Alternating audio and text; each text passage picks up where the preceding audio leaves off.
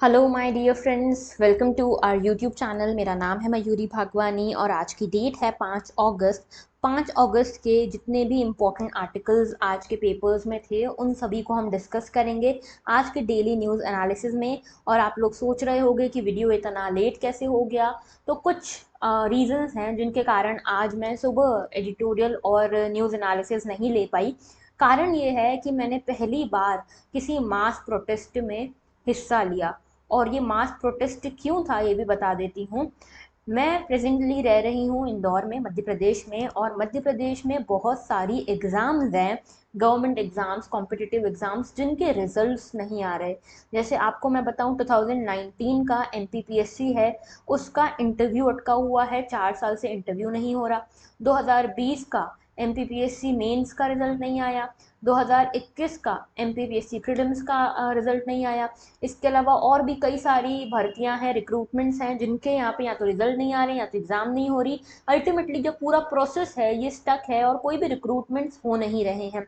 तो इसी को लेकर आज सारे स्टूडेंट्स ने और उनके जितने भी टीचर्स थे, उन सभी ने एक मास प्रोटेस्ट किया था। और सभी लोग एमपीपीएससी के ऑफिस के बाहर जमा हुए। और पहली बार मुझे रियलाइज़ हुआ कि ये प्रोटेस्ट करना कोई आसान बात नहीं है। पूरे पुर्जे पुर्जे हिल जाते हैं शरीर के। ठीक है, तो यहाँ पे ये मास प्रोटेस्ट हुआ, एक लंबी सी यहाँ पे पद यात्रा काइंड ऑफ चीज़ें थी। तो ये सारी चीज़ें हुई यहाँ पे, इसीलिए मैं ये डाल नहीं पाई वीडियो। ओके, तो मैं अभी रात को रिकॉर्ड करके ये वीडियो डाल रही हूँ। आई एम सॉरी कि आप लोगों को इनकन्वीनियंस हुआ, लेकिन आई प्रॉमिस कि देखो ये जो चीज़ है ना, ये भी स्टूडेंट से ही रिलेटेड है। अब देखो मेरे कई सारे स्टूडेंट हैं जो एमपीपीएससी का इंटरव्यू देने वाले हैं, लेकिन उनका इंटरव्यू 4 साल से अटका हुआ है। तो हम भी समझते हैं आप लोगों की मजबूरियाँ। जो स्टूडेंट्स हैं, जो यूथ हैं, उनकी क्या मजबूरियां हैं। कई सारे स्टूडेंट्स हैं जो बाहर से रहते हैं यहाँ पे, ठीक है, इंदौर में तैयारी कर रहे हैं, बाहर से आए हैं, छोटे छोटे गाँव से आए हैं, किसी के फादर किसान है, किसी के फादर जो हैं कंस्ट्रक्शन लेबरर्स हैं। तो बहुत बुरी, बहुत पावर्टी वाली सिचुएशन से निकल कर आए हैं और कैसे गुजारा कर रहे हैं 4 सालों से, ये मैंने उनको देख के अंदाज़ा मैं लगा सकती हूँ। ओके, तो इसीलिए उनको सपोर्ट करने के लिए मैं भी आज उनके साथ चली गई उस प्रोटेस्ट में, उनके सपोर्ट में। और सारी टीचर कम्युनिटी भी गई थी, सारे एजुकेटर कम्युनिटी भी वहाँ पे इन्वॉल्व थी। तो इसीलिए स्टूडेंट्स के ही कॉज के लिए ये वीडियो आज का थोड़ा सा लेट हो गया। तो I hope you won't mind, and आज का एनालिसिस हम शुरू करते हैं बिना टाइम वेस्ट किए। तो देखो ये जो है सारे मीडियम हैं, इन सभी से आप मुझसे कनेक्ट कर सकते हो। टेलीग्राम पे हमारा चैनल है, इस पर आपको इन लेक्चर्स की पीडीएफ मिल जाएगी। और 3rd और 4th अगस्त की पीडीएफ मैंने जो अभी तक अपलोड नहीं करी थी, वो मैं अब अपलोड कर दूंगी हमारे टेलीग्राम चैनल पे। ओके, आगे बात करते हैं। पहला आज का आर्टिकल है इंडियन एक्सप्रेस का, rare earth elements and India push for inclusion in supply partnership. देखो आज ना बहुत ज़्यादा इंपॉर्टेंट आर्टिकल्स हैं नहीं, द हिंदू में सारे रिपीटेड आर्टिकल्स हैं। एक आर्टिकल था द हिंदू में इंपॉर्टेंट, जो था ईरान न्यूक्लियर डील के बारे में, कि इसकी जो टॉक्स है वो अगेन स्टार्ट हुई है। अब ईरान न्यूक्लियर डील लगभग 20 टाइम्स मैं आपको पढ़ा चुकी हूँ। आप लोग मुझे बताना कि आपको ईरान न्यूक्लियर डील के बारे में कुछ पता है या नहीं। कमेंट सेक्शन में कमेंट करके मुझे बताओ कि ईरान न्यूक्लियर डील के बारे में आपको क्या क्या पता है, जो कि एमपीपीएससी सॉरी यूपीएससी प्रीलिम्स के पर्सपेक्टिव से इम्पोर्टेंट हो सकता है। ओके, तो चलो शुरुआत करते हैं इस पूरे आर्टिकल की। रेयर अर्थ एलिमेंट्स के बारे में ये आर्टिकल है। और यहाँ पे ये जो आर्टिकल है ये बेसिकली क्या है, देखो एक नई ग्रुपिंग बनी है, ठीक है, नई ग्रुपिंग बनी है। इस नई ग्रुपिंग का नाम है एमएसपी।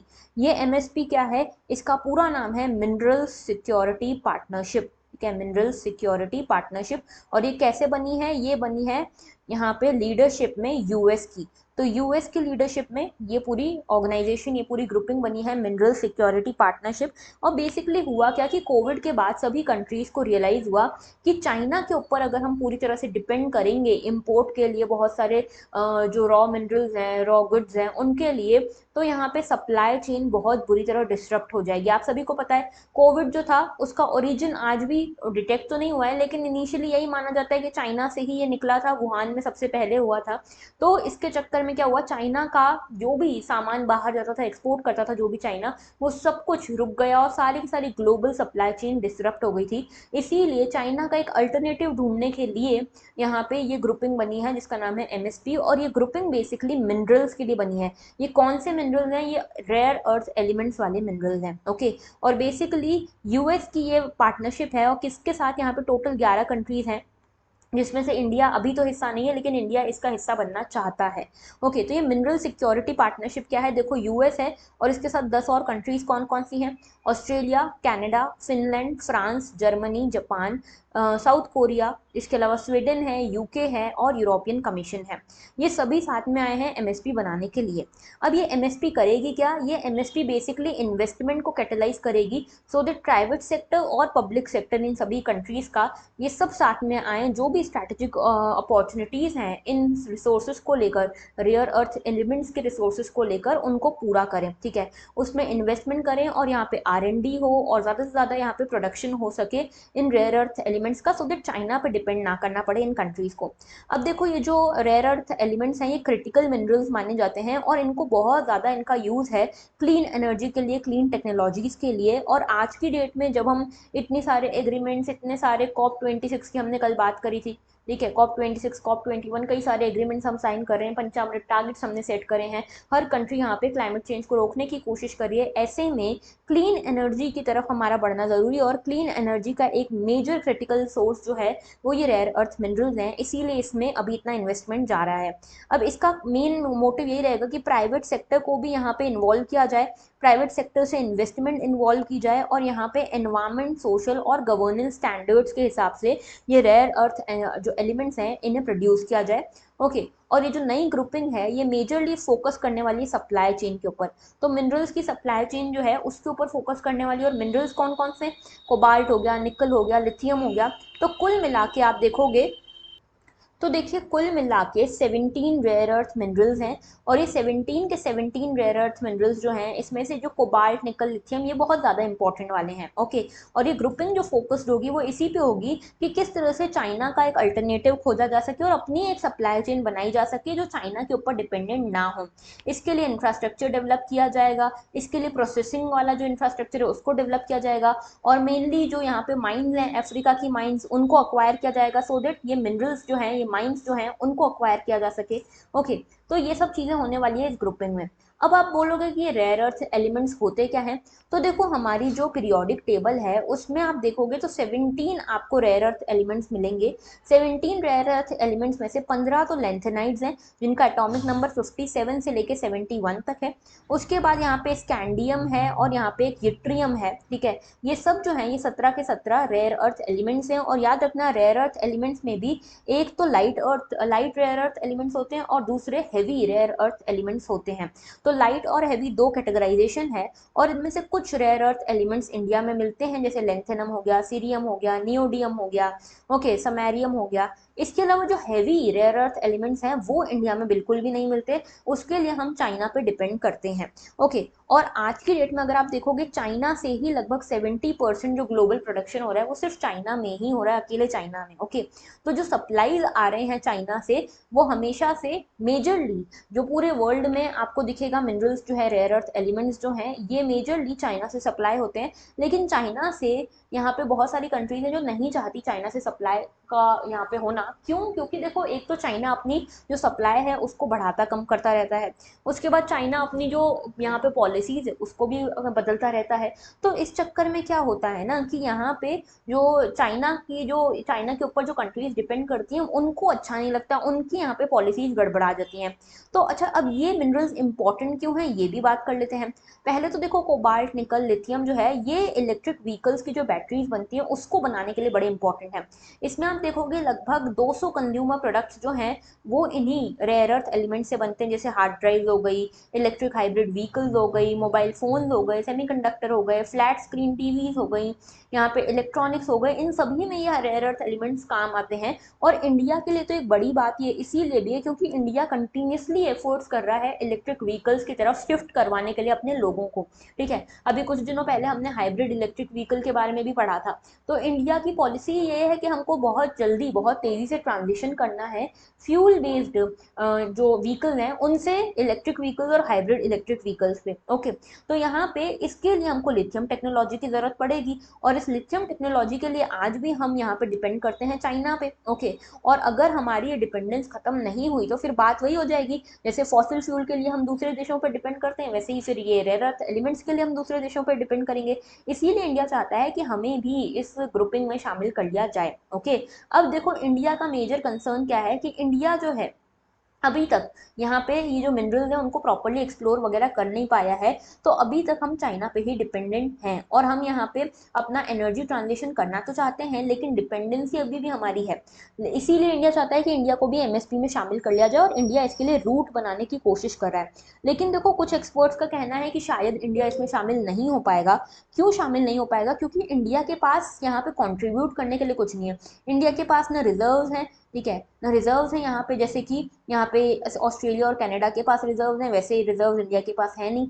जो बाकी कंट्रीज है उनके पास इंफ्रास्ट्रक्चर है, टेक्नोलॉजी है, प्रोसेसिंग टेक्नोलॉजी, जैसे जापान हो गया, इंडिया के पास वो भी नहीं है। तो इंडिया कंट्रीब्यूट कैसे करेगा? और अगर इंडिया कंट्रीब्यूट नहीं करेगा तो ये सारी कंट्रीज इस ग्रुपिंग में इंडिया को रखेंगी क्यों? तो ये पूरी बात थी। ओके, आगे बात करते हैं नेक्स्ट इशू की। नेक्स्ट इशू है हमारा, the earth has recorded its shortest day since 1960s, why are we spinning faster and what impact can it have. तो बेसिकली देखा गया कि अर्थ जो है उसने अपना शॉर्टेस्ट डे यहाँ पे देखा। अब शॉर्टेस्ट डे का मतलब यहाँ पे ये है, शॉर्टेस्ट डे का मतलब वो नहीं जो हमारा इक्वेटर या सन के मूवमेंट से शॉर्टेस्ट डे होता है, वो वाला शॉर्टेस्ट डे नहीं है जिसमें हम इक्विनॉक्स की बात करते हैं, समर सोलिस्टिस की बात करते हैं, ये वो वाला नहीं है। ठीक है, शॉर्टेस्ट डे का मतलब कि अर्थ के रोटेशन से एक डे बनता है ना। अर्थ का एक रोटेशन मतलब एक दिन धरती पे, और ये रोटेशन जो है कुछ सेकंड, कुछ माइक्रो सेकंड्स पहले खत्म हो गया, कुछ मिली सेकंड्स पहले खत्म हो गया।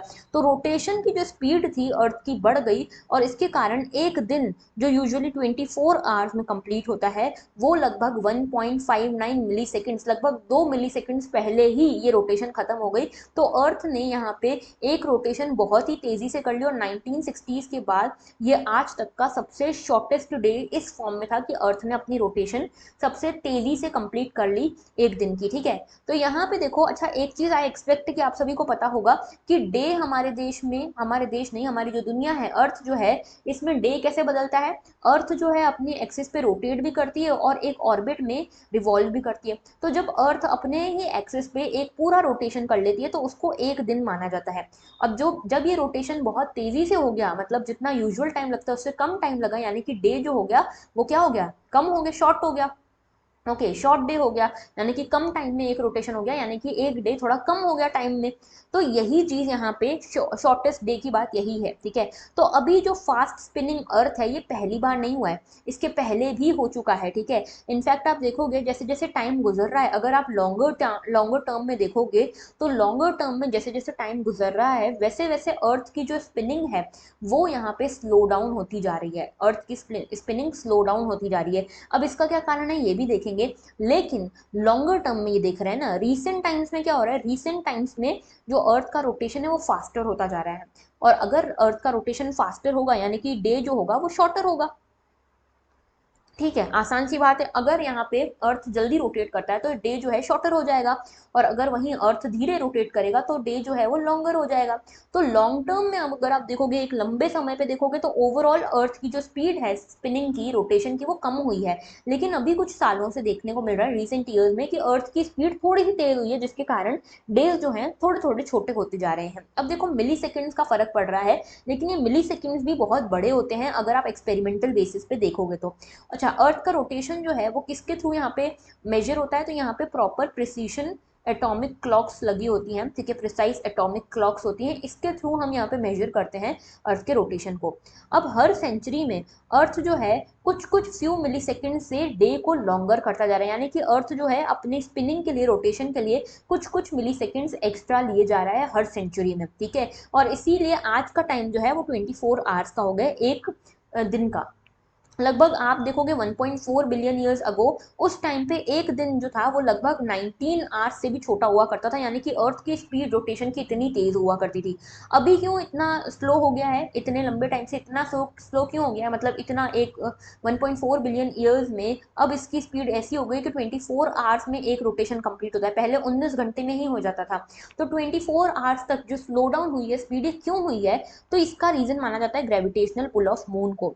ये जो मून की ग्रेविटेशनल पुल है इसके कारण क्या होता है कि एक टाइडल फ्रिक्शन क्रिएट होता है, और टाइडल फ्रिक्शन के कारण अर्थ की रोटेशन धीरे धीरे कम होने लगती है, रोटेशन जो है अर्थ की कम होने लगती है, इसके कारण जो डे है वो लंबा होने लगता है। ओके, और इसीलिए 24 आवर्स का डे हो गया है। लेकिन अभी रिसेंट टाइम्स में देखने को मिल रहा है कि ये धीरे धीरे शॉर्टर भी हो रहा है, रिसेंट टाइम्स में धीरे धीरे शॉर्टर होता हुआ दिख रहा है। अब इसके पीछे क्या कारण है, इसके पीछे कारण बताया जाता है क्लाइमेट चेंज को। अब क्लाइमेट चेंज से ऐसा क्या हो गया, देखो क्लाइमेट चेंज से क्या होगा, मान लो ये अर्थ है, अब अर्थ पे जो सरफेस है उसका फर्क तो पड़ेगा रोटेशन पे, है ना। रोटेशन चाहिए तो आपको सरफेस का तो फर्क पड़ेगा। अब कुछ सरफेस जो है, जैसे मान लो आइस के फॉर्म में सरफेस है, ये पूरी मेल्ट हो रही है, ठीक है, और ये क्या बन रहा है, यहाँ पे पानी बन रहा है, ice is converting into water because of melting. और ये मेल्टिंग क्यों हो रही है, because of the increasing temperatures क्यों हो रहे हैं, बिकॉज ऑफ क्लाइमेट चेंज। तो यहाँ पे जो सरफेस पे चेंजेस आ रहे हैं वो एक कारण है, ओशन ट्रांसफॉर्मेशन हो रहा है ये एक कारण है। इसके कारण यहाँ पे जो स्पीड है वो अर्थ की बढ़ जा रही है, और इस स्पीड के कारण, अर्थ की स्पीड बढ़ जाने के कारण डेज जो है वो शॉर्टर हो जा रहे हैं। ओके, तो ये कारण है। आई होप आपको समझ में आया कि ये पूरा रीजन क्या है इसके पीछे। तो देखो यहाँ पे एक तो हमने समझा कि ये अर्थ का जो शॉर्टर ड्यूरेशन वाला डे है वो क्यों हुआ। अब देखो कुछ एडजस्टमेंट्स के बारे में बताती हूँ। मैंने आपको बताया कि यहाँ पे अर्थ के रोटेशन को हम कुछ एटॉमिक क्लॉक की मदद से पता लगाते हैं। अभी जो एटॉमिक क्लॉक्स हैं इनको एडजस्ट करना पड़ेगा, ठीक है। एडजस्ट ऐसा करना पड़ेगा कि एक जो क्लॉक है वो एक दिन को एक अर्थ रोटेशन के हिसाब से कैलकुलेट करें, यानी कि 24 आवर्स उसमें एक अर्थ रोटेशन के हों। और ये जो है ये हम करते हैं लीप सेकेंड्स की मदद से। 1970s से हम लीप सेकेंड्स यूज़ कर रहे हैं। मतलब कि ऐसा कि जैसे हमारा जो इंडियन स्टैंडर्ड टाइम है, वैसे एक और टाइम होता है जिसको कहते हैं कोऑर्डिनेटेड यूनिवर्सल टाइम। ये जो कोऑर्डिनेटेड यूनिवर्सल टाइम है ये स्टैंडर्ड टाइम है जिसके हिसाब से पूरे वर्ल्ड में क्लॉक्स को सिंक्रोनाइज किया गया है। अगर आपने कभी गूगल मीट वगैरह पे जो मीटिंग है वो शेड्यूल की हो तो आपको पता होगा कि उसमें एक ऑप्शन आता है यूटीसी के हिसाब से आप टाइम शेड्यूल कर सकते हो, that is coordinated universal time के हिसाब से। ओके, लेकिन हमारा तो इंडियन स्टैंडर्ड टाइम है तो हम इसी के हिसाब से करते हैं, लेकिन यूटीसी क्या है ये समझाने के लिए बताया मैंने। अब ये यूटीसी के हिसाब से यहाँ पे एक सेकंड की एडजस्टमेंट होती है थ्रू लीप सेकंड्स। ओके, अब लीप सेकंड्स क्या होता है, देखो अभी तक जो लॉन्ग टर्म में आप देखोगे, लॉन्ग टर्म में जो प्लैनेट की स्पिनिंग है वो स्लो डाउन हुई है।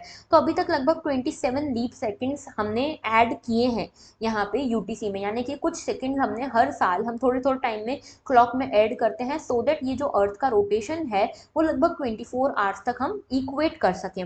लेकिन ये पहली बार होगा जब स्पिन इतना फास्ट किया है अर्थ की, लगभग 2 मिली सेकेंड्स पहले रोटेशन कंप्लीट हो गई, ठीक है। तो इस बार हम जो पहली बार ऐसा होने वाला है कि इस पूरी क्लॉक में, एटॉमिक क्लॉक में हम पहली बार नेगेटिव लीप सेकंड को ऐड करने वाले हैं। नेगेटिव लीप सेकंड यानी कि पहले क्या होता था कि 24 आवर्स के हिसाब में, हाँ इसके हिसाब से हमने इस क्लॉक को सेट कर रखा था कि 24 hours are equal to 1 day. अब क्या होगा, इस 24 आवर्स में हमको यहाँ पे 2 मिली सेकेंड्स जो हैं उनको -2 मिली सेकेंड्स को ऐड करना पड़ेगा, so that this is equal to 1 day. तो पहली बार एक नेगेटिव लीप सेकेंड हम ऐड कर रहे हैं। तो लीप सेकेंड का कंसेप्ट क्या है, आई होप आपको समझ में आया। Leap second are basically the adjustments made into the atomic clock for measuring earth's rotation and therefore a day. Okay, तो ये था पूरा न्यूज आर्टिकल, इंपॉर्टेंट है प्रीलिम्स के लिए, ठीक है, साइंस इन टेक वाले पोर्शन से वेरी इंपॉर्टेंट। नेक्स्ट जो हमारा क्वेश्चन है, ये नेक्स्ट जो हमारा जो आर्टिकल है वो है इकोनॉमी से रिलेटेड। और इकोनॉमी से रिलेटेड ये आर्टिकल जो है ये आया था इंडियन एक्सप्रेस में, और ये इंडियन एक्सप्रेस और द हिंदू में भी आपको देखने को मिलेगा। न्यूज़ कटिंग नहीं लगाई है, मैं सीधा लेकर आई हूँ आपको इस क्वेश्चन, इस आर्टिकल के ऊपर। बॉमोल्स कॉस्ट डिसीज।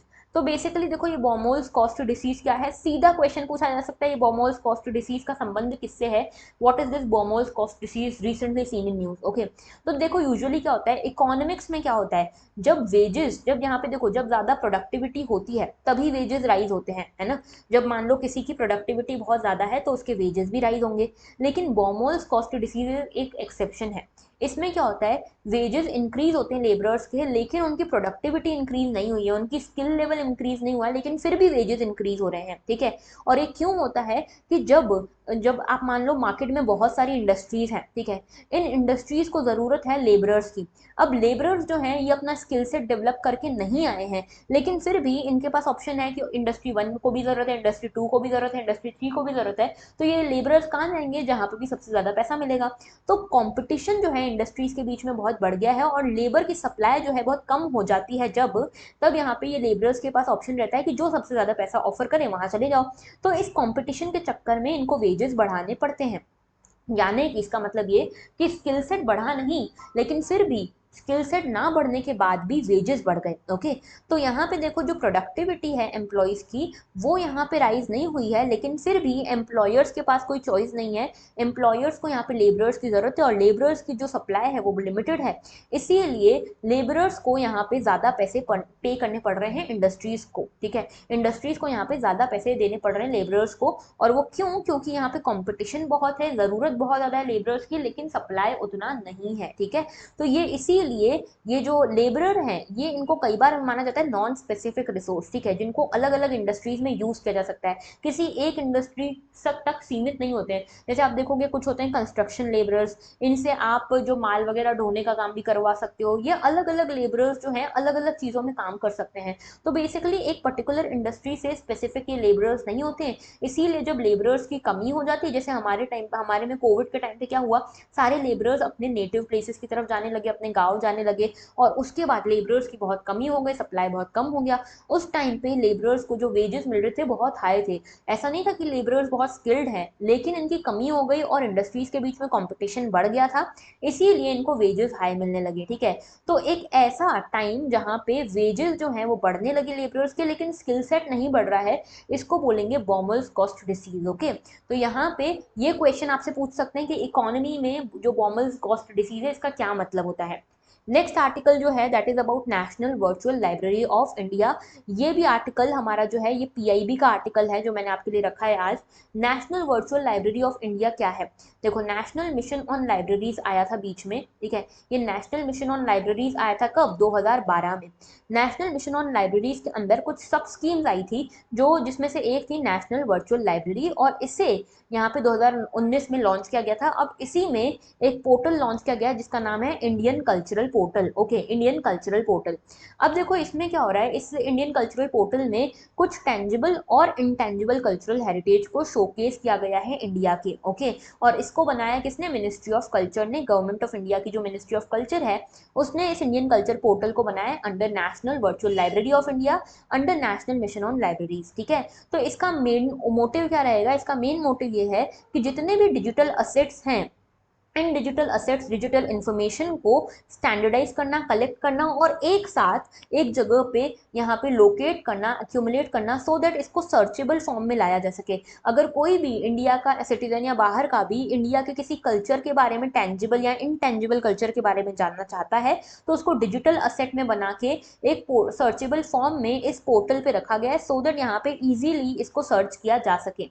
तो ये तो बात करी हमने national virtual library of India की। अब बात करते हैं ओवरऑल मिशन की, जिसका नाम है नेशनल मिशन ऑन लाइब्रेरीज। ये भी मिनिस्ट्री ऑफ कल्चर का ही इनिशिएटिव है और ये लॉन्च किया गया था 2012 में, जहाँ पे यहाँ पे क्या हुआ था कि ये नेशनल नॉलेज कमीशन, ये नेशनल नॉलेज कमीशन की रिकमेंडेशन पे ये नेशनल मिशन ऑन लाइब्रेरीज बना था। जिसमें क्या हुआ था, जिसमें कोशिश ये की गई कि जो भी लाइब्रेरीज हैं उनका डेवलपमेंट हो सके, उनकी तरफ सस्टेन्ड अटेंशन दे सकें डेवलपमेंट की तरफ, और दूसरा इंफॉर्मेशन साइंस सेक्टर में भी हम डेवलपमेंट कर सकें। तो बेसिकली इसीलिए नेशनल मिशन ऑन लाइब्रेरीज आया था और ये बनाया गया था under the recommendation of national knowledge commission, जो 2005 में आया था। अब इस नेशनल मिशन ऑन लाइब्रेरीज में 4 कंपोनेंट्स हैं, ये चारों कंपोनेंट्स याद रखने हैं। पहला है national virtual library of India, दूसरा है एनएमएल, ठीक है, national mission on libraries model libraries, उसके बाद तीसरा है सर्वेज ऑफ लाइब्रेरी, और चौथा है कैपेसिटी बिल्डिंग। तो ये सारी जो स्कीम्स हैं आपको याद रखनी है। और देखो इस तरह के क्वेश्चंस प्रीलिम्स में बहुत ज़्यादा पूछे जाते हैं, जो ऐसे लो प्रोफाइल सी स्कीम्स होती है ना उनके बारे में। तो इसीलिए ये इंपॉर्टेंट न्यूज़ है प्रीलिम्स के लिए। आई होप आपको समझ में आया। और इसको आप यहाँ पे रिटेन करते हुए चलो। अभी 9:15 पे मैं आपके लिए क्विज भी लेकर आने वाली हूँ। इस 9:15 वाली क्विज को अटेम्प्ट जरूर करना इस पूरे वीडियो को देखने के बाद। एंड देन हम यहाँ पे कल मिलेंगे। कल मिलूंगी मैं आपको एडिटोरियल्स और डीएनएस दोनों के साथ। ओके, आगे बात करते हैं। तो आज के लिए इतना ही था। That was all for today. अगर आपको लेक्चर अच्छा लगा है तो लाइक जरूर करना, कमेंट जरूर करना, शेयर जरूर करना, और अगर आपने अभी तक सब्सक्राइब नहीं किया है चैनल को तो वो भी कर लेना। That was all. Thank you for watching and have a very good day.